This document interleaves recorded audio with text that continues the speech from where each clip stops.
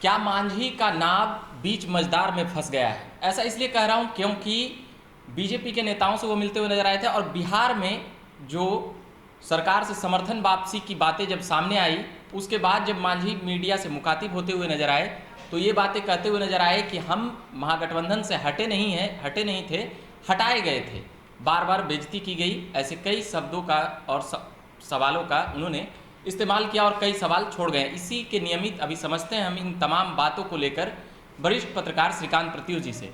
Sir, जिस प्रकार से मांझी द्वारा वक्तव्य दिए जा रहे हैं कि महागठबंधन में हमें अपमानित करके निकाला गया, इसको कैसे देखते हैं? देखिए, मांझी कोशिश पहले से कर रहे थे बीजेपी के संपर्क में आने की जी। और मांझी गए थे अमित शाह से मिलने। ठीक है, दशरथ मांझी को भारत रत्न दिलाने के बहाने ही गए थे, लेकिन सब लोग उसका मतलब समझ रहे थे कि नीतीश कुमार को अब छोड़ेंगे, यानी महागठबंधन को मांझी छोड़ सकते हैं, क्योंकि अमित शाह से वो मिलने गए हैं और बहाना है केवल दशरथ मांझी। तो उसी बात को लेकर नाराजगी थी और नीतीश कुमार मान कर चल रहे थे कि कभी भी ये छोड़ सकते हैं महागठबंधन, कभी भी झटका दे सकते हैं। तो नीतीश कुमार ने इनके ऊपर दबाव बनाना शुरू कर दिया था, इनको अल्टीमेटम दे रखा था कि या तो अपनी पार्टी का विलय करिए मेरी पार्टी में जी। या फिर आप बाहर जाइए। ये बीच का रास्ता अपना रहे थे। एक गेट आउट शब्द का इस्तेमाल कर रहे हैं सर की। हम आज ही कर रहे हैं, उन्होंने कहा कि या तो Get out, आप बाहर पार्टी का अपना विलय करिए, नहीं तो गेट आउट। इन बातों में कितनी सच्चाई लगती है? अब ये तो मैंने सुना नहीं था जी। कि नीतीश कुमार ने क्या कहा, लेकिन मांझी कह रहे हैं कि गेट आउट कह के बाहर कर दिया। जी। दरअसल अगर ऐसा नीतीश कुमार ने किया होगा तो इसकी वजह यही है कि वो बेहद नाराज हैं, बहुत अंदर से दुखी भी है, जी। क्योंकि मांझी लगातार कसम खा रहे थे कि नीतीश कुमार का इस जीवन में साथ नहीं छोड़ेंगे और लगातार सरकार की आलोचना भी कर रहे थे। नीतीश कुमार के कामकाज पर सवाल भी उठा रहे थे, चाहे वो शराबबंदी के बहाने हो या भ्रष्टाचार के बहाने हो।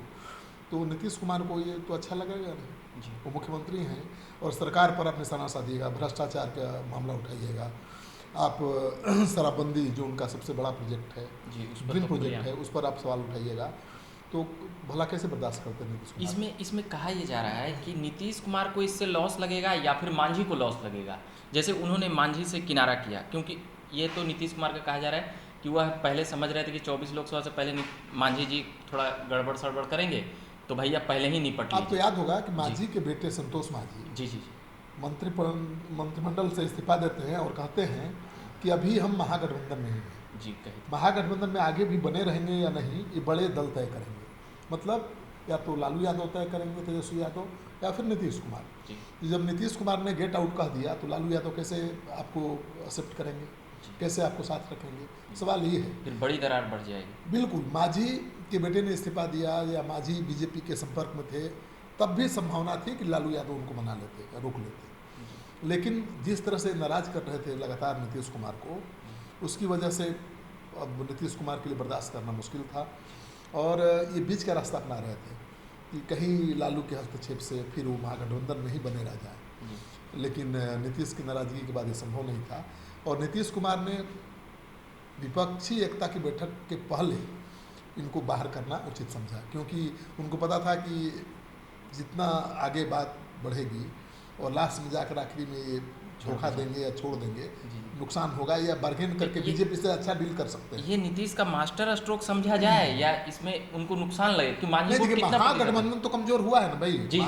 महागठबंधन के साथ जीतन राम मांझी थे, 2% उनका सॉलिड वोट बैंक है, तो उसका नुकसान हुआ है। तो सवाल ये उठता है कि मांझी वोट का नेतृत्व जीतन राम मांझी कर रहे थे क्या? इस पर भी एक हाँ, लगातार वो घूम रहे थे बिहार में, आपको पता ही है जी, पूरे बिहार में घूम रहे थे। वैसे उनका प्रभाव ज़्यादा मगध में है जी, लेकिन वो पूरा पूर्णिया, अररिया, उन इलाकों में जहाँ पर महादलित ज़्यादा हैं, जी, जी, दौरा कर रहे थे, लगातार सरकार पर निशाना साध रहे थे। जी, तो अपना वो वोट बैंक बढ़ा रहे थे, सरकार पर दबाव बना रहे थे। जी।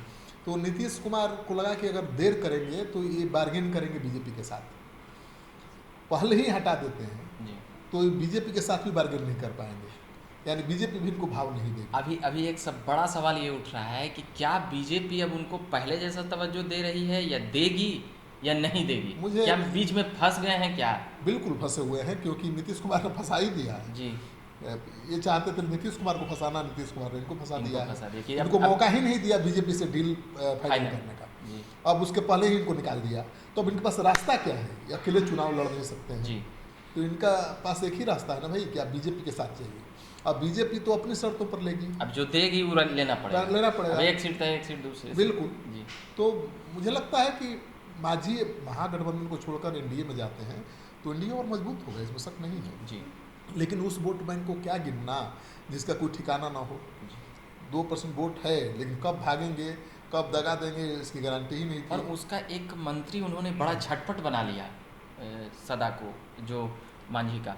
और जो दशरथ मांझी के बेटे थे उनको भी जदयू से जुड़ते हुए देखा गया। देखिए, तो ये एक बड़ा सवाल उठ रहा है कि क्या जीतन राम मांझी को टक्कर देने के लिए वहाँ पर ये किया गया जल्दी जल्दी ये सभी मांझी वोट बैंक। बिल्कुल। जी अब जीतन राम मांझी छोड़ते हैं महागठबंधन जी तो उनका विकल्प तो चाहिए। जी तो उसी लिए उन्होंने तुरंत अपने ही विधायक जो महादलित ही हैं जी जी और 4 बार चुनाव जीत चुके हैं जी और बहुत सुलझे हुए हैं, जी उनको जीतन राम मांझी की बेटी की जगह मंत्रिमंडल में जगह दे दी। जी जी तो नीतीश कुमार की घबराहट भी इससे दिखती है कि जीतन राम मांझी के जाने को लेकर वो किस तरह से जोर लगा रहे हैं कि भरपाई उसकी हो जाए। जी जीतन राम मांझी की कोई अहमियत नहीं होती तो कोई ज़रूरत नहीं था कि संतोष मांझी की जगह पर दूसरे महादलित को लाकर के मंत्री बना। और वो भी 3-4 ही दिन में 3-4 दिन के अंदर तो उन्होंने ये सब कुछ इसलिए किया कि उनको लगा कि नुकसान हो सकता है।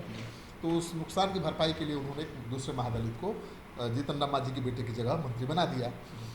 अब सवाल ये उठता है कि क्या बीजेपी से जीतन राम मांझी की डील पक्की हुई है? जी बिल्कुल जीतन राम मांझी की डील पक्की नहीं हुई है। जी और जब ये निकले जेडीयू को छोड़कर या महागठबंधन को छोड़कर उस समय तो बिल्कुल पक्की नहीं हुई थी, बात चल रही थी।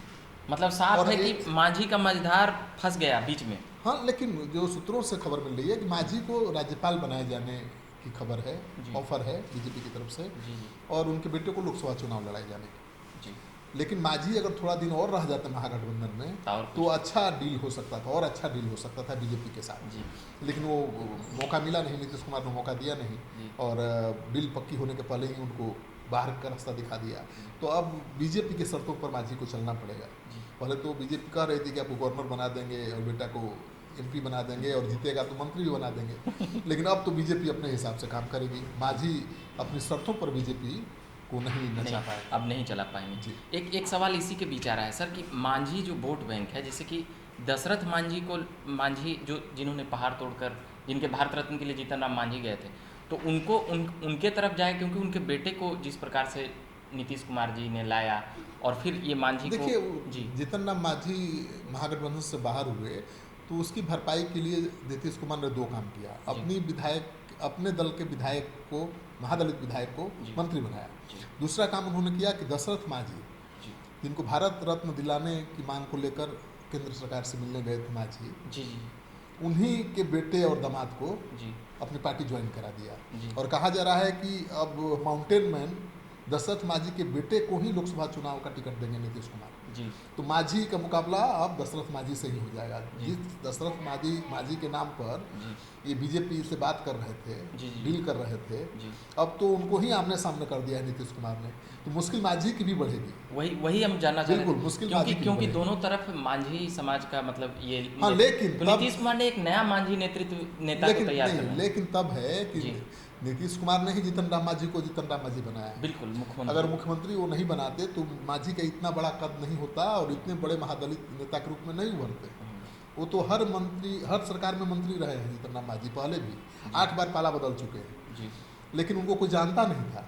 लेकिन जब नीतीश कुमार ने उनको मुख्यमंत्री बना दिया तो देश में। बड़े महादलित के नेता हो गए। और लगभग 30 सालों से मंत्रिमंडल में भी बिल्कुल। तो उनका मुकाबला अब दशरथ मांझी का बेटा और दामाद नहीं कर सकता है। नहीं कर सकते। लेकिन थोड़ा बहुत जो परेशानी, जितना परेशानी उनको पैदा कर सके, जितनी चुनौती उनकी बढ़ा सके, नीतीश कुमार तो चाहेंगे ना भाई।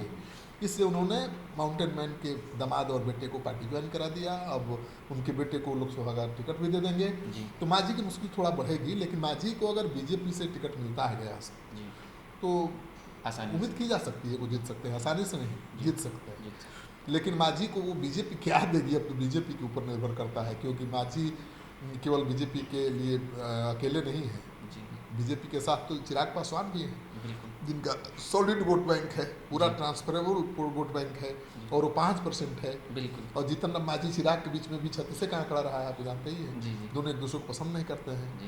तो मुझे लगता है कि बीजेपी अब अपनी शर्तों पर ही इन चिराग पासवान की भावनाओं का ध्यान रखते हुए ही जीतन राम मांझी को अपने साथ लेते।